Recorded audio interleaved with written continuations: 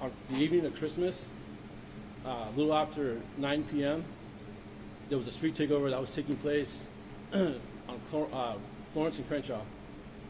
Unfortunately, during this takeover, 3 vehicles that were actively swinging, one of the vehicles collided with a tow truck that was right there in the intersection near the pit that was providing blockage for the event, lost control, and went into a crowd of spectators. Unfortunately, because of this collision, Elyzza Guajaca lost her life.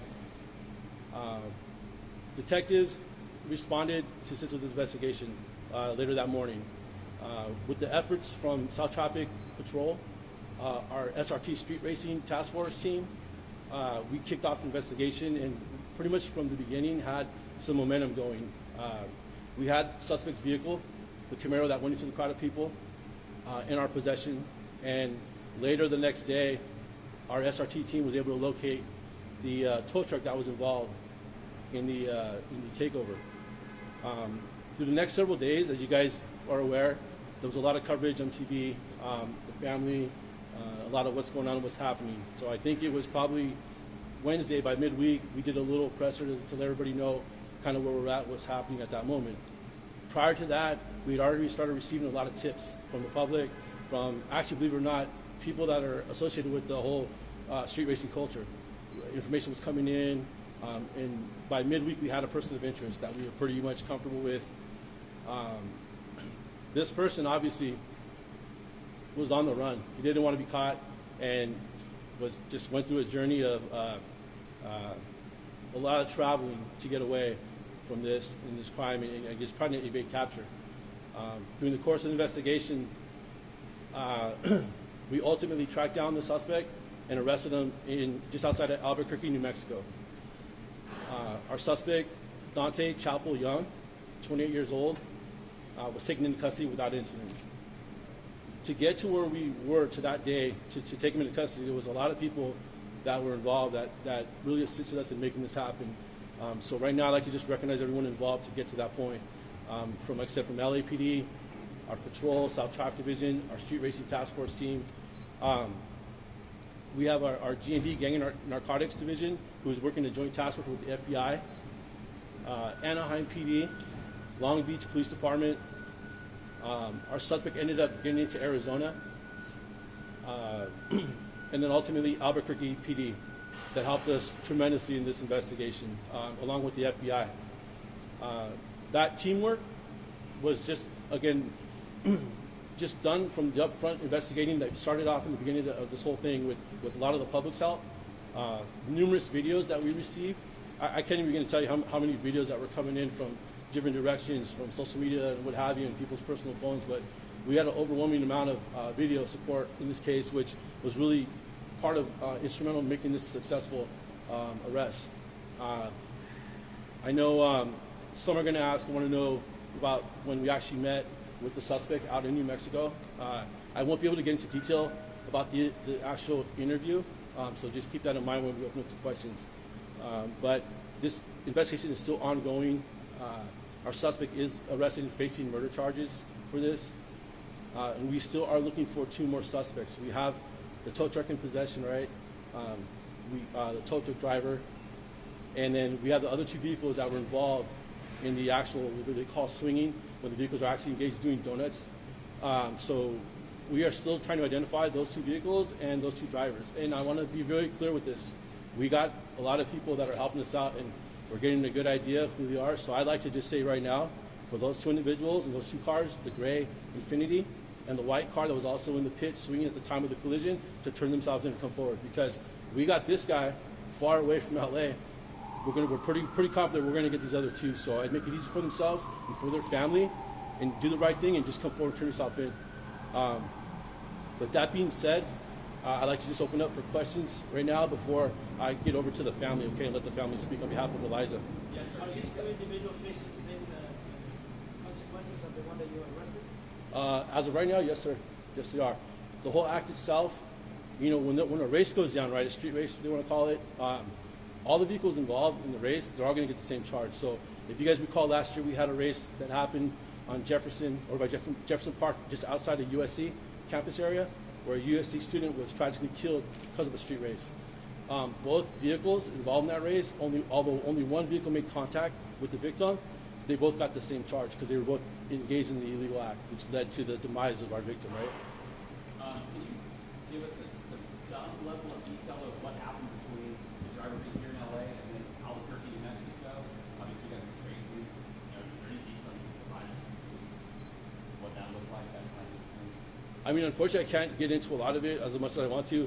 There was times and moments where pursuing this guy literally was almost mirrored like a movie. Some of the things that were done and some of the tactics that he used to evade capture at certain points, it literally was like if you were watching a movie or living through a movie. It was a game of chess, if you will. And my investigator, my lead investigator, who will not be on camera, but Officer Cha, just was literally working probably 24/7 around the clock since this happened. I mean, it's just amazing the amount of work and stamina that my guy had to make this, you know what I mean, this whole thing happen. Can you give us one example of like one of those tactics that you used? I want to, but I can't right now. It was just to us, it was a whole thing where we thought we had somebody in a certain area, and then hours later, miles away, far away. And then when it started crossing state lines is when it really got kind of tricky. I understand the process that LAPD and different divisions were part of the investigation, as well as the FBI because it's an interstate investigation.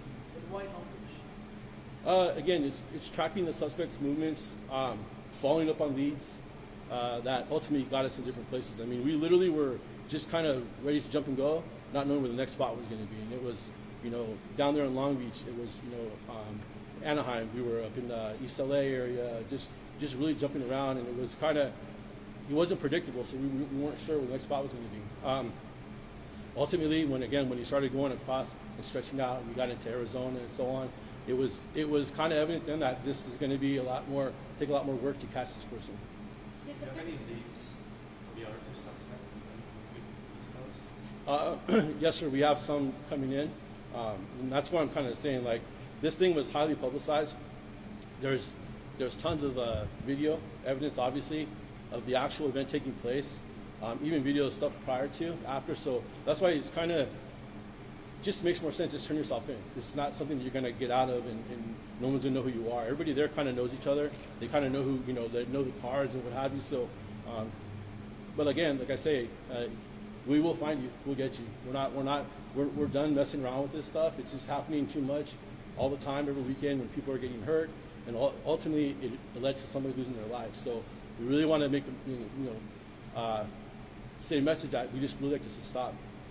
But obviously we know it's not going to happen. But you guys are involved in these things, and my best thing I can say is for these guys that are involved in this stuff, you know, like this weekend, there will be one somewhere else in some other intersection somewhere.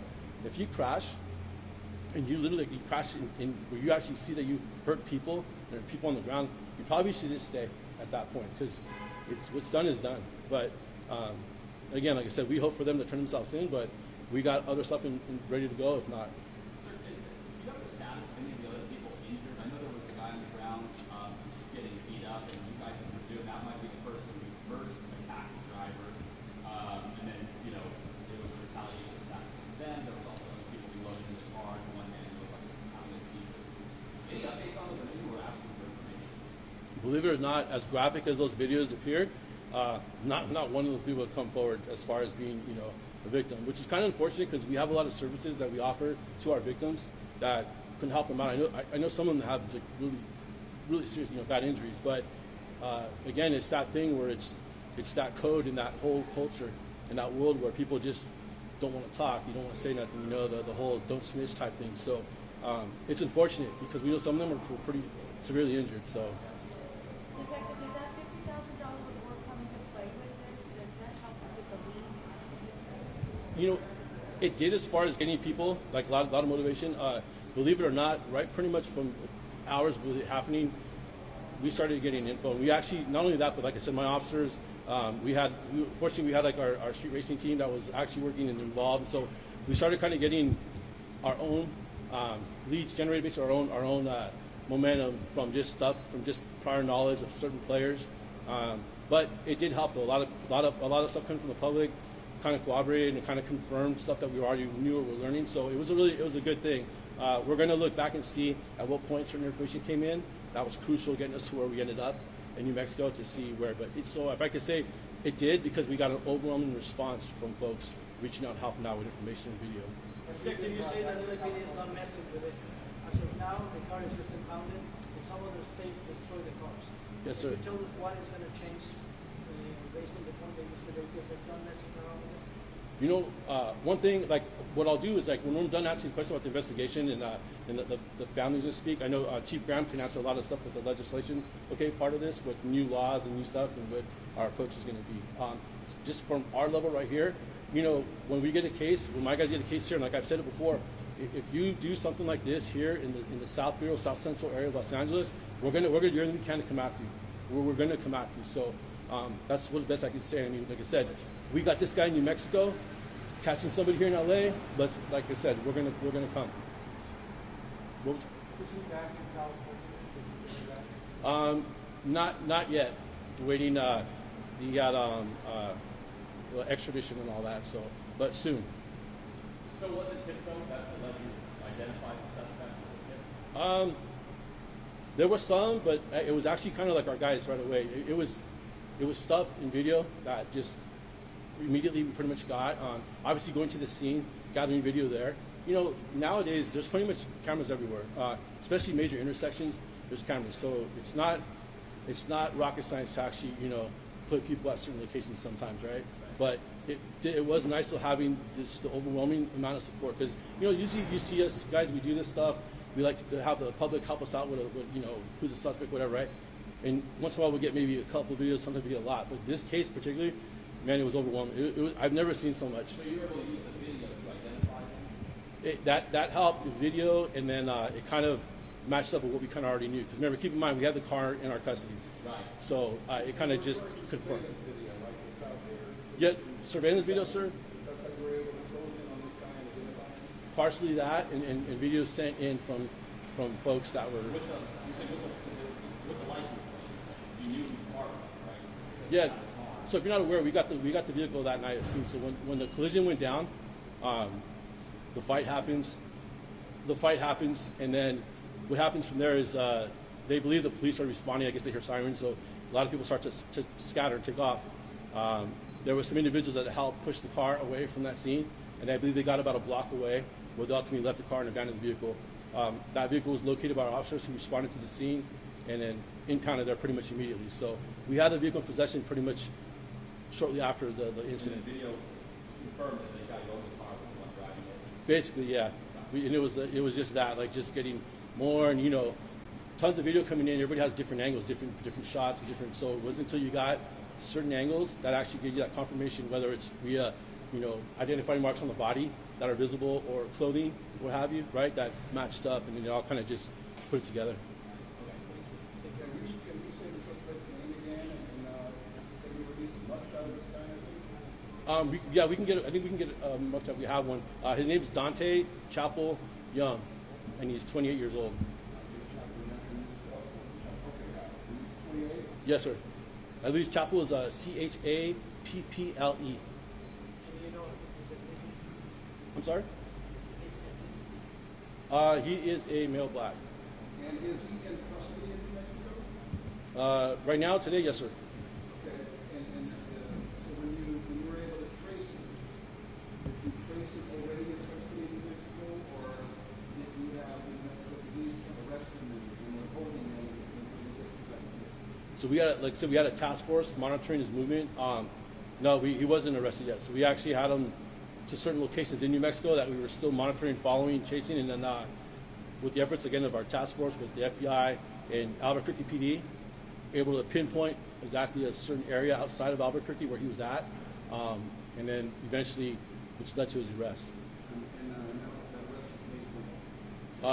on Thursday. On Thursday. So he's in custody there in New Mexico. Yes, sir. And he will be extradited here. Yes, sir. Is he a local from South Central? He's actually his address actually is from Orange County, California. Where in Orange County you know? I think I want to say Anaheim, Santa Ana area. What I'm thinking. Yeah. But I mean, he has obviously family connections here in LA. So you guys knew this was, you said, within the we had a lot of stuff probably earlier than a week. It was within a few days. Right, but because he was on the run, it's hard to get him. That basically what happened. Yeah, and a lot of it was like one step behind sometimes, and there. But again, like I said, it just keep going, and then eventually it paid off. But unfortunately, in this case, like I was talking to the family earlier, a case like this, there are no winners. You know what I mean? The two families basically just torn apart now from what happened, and it's just unfortunate. I mean, usually we like to feel good, on our part we did something, we kind of, make an arrest, but really this case just kind of had that feeling, kind of like everybody lost on both sides. What are the charges again? He's facing 187A murder. Yes. So now that Kinji's family, I'm going to start with the mother of Elyzza, okay, Lorraine, and then her brother Louis is going to also speak, okay. So.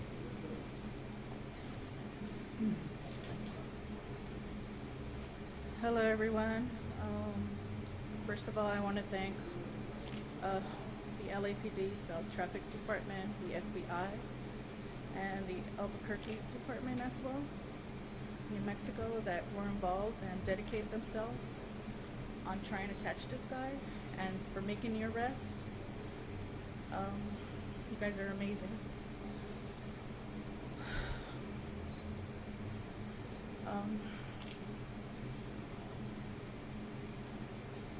I just want to say that my daughter was a beautiful soul. She had a heart of gold, and we will truly miss her. She was just a beautiful person all the way around. That's all I can say. Thank you.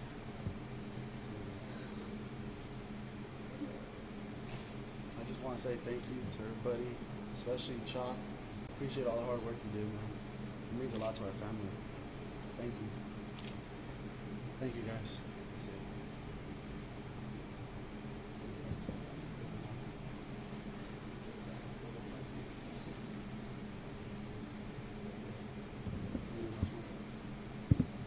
We just would like to thank the officers, especially one individual who put all his time and effort into catching this guy and bringing some type of closure to the family, and also the rest of the division, the rest of LAPD and New Mexico and all the other officers involved.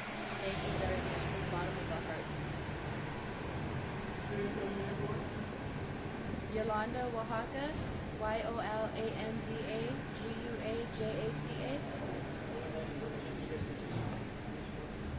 Spanish.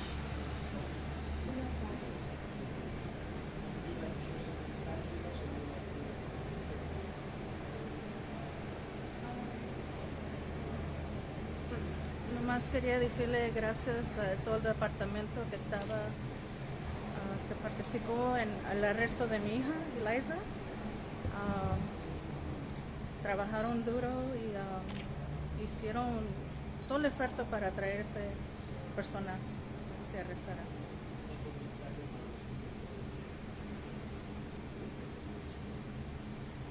Lo único que les puedo decir es que no pongan a sus padres lo que yo estoy y mi familia están pasando. Es muy triste y duele hasta el alma perder a un hijo o una hija. Nomás piensen eso. Gracias. On the bigger scale of things, this is for the family as well as the veterans.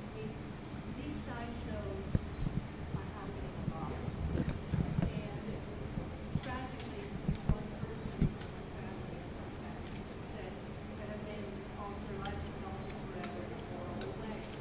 But as we move forward, what can be done so that we're not sitting here in front of another family having to go through the same thing because whatever we're doing doesn't seem to be working? Right. So one thing we're doing that is in the process is getting more personnel to throw out this problem, because one thing that does work is if we get to some of these locations before the groups do, that it doesn't take place. So that's one thing in the immediate future that we are working on getting done. The problem with that, though, is that it's so widespread and sometimes so unpredictable that while we might think it's going to be at intersection 1, 2, or 3, it pops up somewhere in another part of the city, another area far away. So we're working on that. We're trying to do that. But I know on with the legislation, Chief Graham, would mind, there's some things in the works that he can explain that we're working on. Thank you. Thanks. Good morning. I'm Deputy Chief Donald Graham, D-O-N-A-L-D, G-R-A-H-A-M. I'm the Commanding Officer of Transit Services Bureau, which oversees the traffic divisions in the city of Los Angeles. First of all, my condolences and thanks to Elyzza's beautiful family who's here with us, and my gratitude for you having the strength to stand with our officers today on what must continue to just be a terrible emotional roller coaster for all of you. So my thanks for you being here today with us. And also my gratitude and pride at the officers of South Traffic Division, not only for this case, but on other cases where they have brought families at least closure in the recent weeks, and the continuous job that they do in South Los Angeles in not only dealing with the traffic issues that are down here, but this prolific street racing problem. And I say street racing problem, but it's not that anymore. Street racing has evolved, and unfortunately the laws have not evolved with it. The current California Vehicle Code doesn't really have a definition for what is happening out there in the streets and what encompasses a street takeover, or what colloquially is called a sideshow. And so towards the latter part of last year, the city leadership began a dialogue between ourselves, the city attorney's office, elements of the mayor's office, and council offices about approaching the state legislature to take a look at shoring up the California Vehicle Code so that we can evolve with what these new changes are. And so part of what the city family is going to be asking Sacramento in the 2023 legislative session is for that clarification of definition, but also to take a look at giving us back tools that we have not had in a while in the city of Los Angeles, which is the ability to, after multiple failures on an individual's part to adhere to the law, having the ability to seize cars and sending them to the crusher. And we believe that this will have two effects. Number one, I mean, these communities have intercommunication, they talk to each other, and it will give a real consequence to actions, a real monetary consequence to actions. But secondly, I think that the idea of taking away the vehicle, taking away the ability of the people to do harm, rather than simply just trying to increase the penalty on what is generally a young person's bad decision, won't affect them for the rest of their lives. So that we can change the consequence level so that it exists, and at the same time continue to try to do our best to protect our young people. But at the other side of this coin, though, is that this idea of street takeovers has become so monetized in the social media world that attraction for that potential monetization payoff and the artificial glory that goes along with it on social media is such a heavy attraction. I think that it's time that our communities start to mobilize, as they have done in the Street Racing Kills organization, to bring awareness to the fact that people need to take responsibility, and the people who are making money off of this need to take responsibility. And if this activity is what is attracting our young people, then how can we make it safer? How can we establish venues? How can we bring all of the resources together so that people can still have these outlets if that's what's necessary for them, but in a controlled environment, so that beautiful families like the one behind me don't have to suffer into the future. So mobilization of our communities and the reach out by our city family to the legislature for this next session in order to tighten up the laws and give us additional tools to allow us to take away someone's ability to do harm. So you don't mind me asking, you're saying we need the state's approval on this, but the city doesn't have a lot of power to help you out with it? Part of the problem is that this is regional. Somebody asked earlier, why Long Beach, why Anaheim? Because thankfully, we have fantastic relationships with a lot of people in the region, because this is the people who are running around the region don't care about lines of where the city of Los Angeles begins and ends.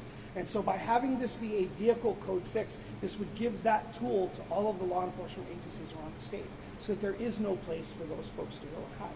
Have you spoken to any legislators in the Assembly or State Senate, and what's that been? Quite a few, and we have had very warm reception for everybody that we have talked about. In fact, I believe that there is the introductory bill. There's an introductory. I don't know if that's a word, but there is a bill that has been introduced just before the end of last year to bring the Assembly to the awareness that legislation is coming. Can you explain how it's monetized? Well, as I understand it, a lot of, and if you look at some of the video that you see, a great portion of the crowd, people who are in the cars themselves, are there with their cell phone cameras. A lot of that video ends up on social media. And from what I have been briefed, because I myself am not a purveyor of fine street takeover video, the more dangerous, the louder, the more chaotic, the more likes they get. And as I understand the monetization of the platforms, the more likes one gets, the closer one gets to a payday. So as one decides to become more daring, more dangerous, or in the case of the hierarchy of people, has people under them and pushes them to get more dangerous and more daring, they believe that the payoff gets bigger. Any other questions from my point of view? Thank you all for joining us this morning. So does anybody have any more questions at all about the investigation or anything? Lorraine, Oaxaca. One thing I want to also, this doesn't really happen often, but I want to thank you guys actually, because it's something we talk about, and without the media's help as well, this doesn't get out there to millions of people that get to see this and help out. And so I do want to thank you guys sincerely for being here and being involved in this case from the beginning. So thank you guys.